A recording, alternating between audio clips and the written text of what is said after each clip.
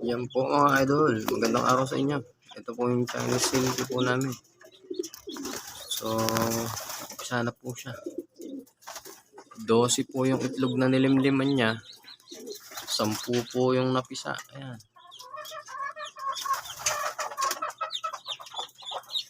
Ten out of 12. So, yung dalawa po, umaalog yung dalawang itlog. So, hindi na po yung mapipisa. So, yun po, napakaganda pong umisa ng ating Chinese silky. Sa 12 itlog. 10 yung napisa. Dalawa yung nabugo.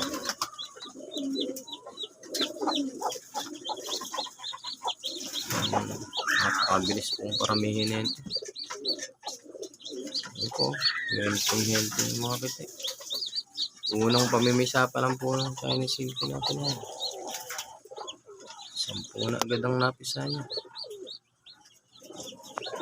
Yan lang mga idol at magandang araw sa inyo.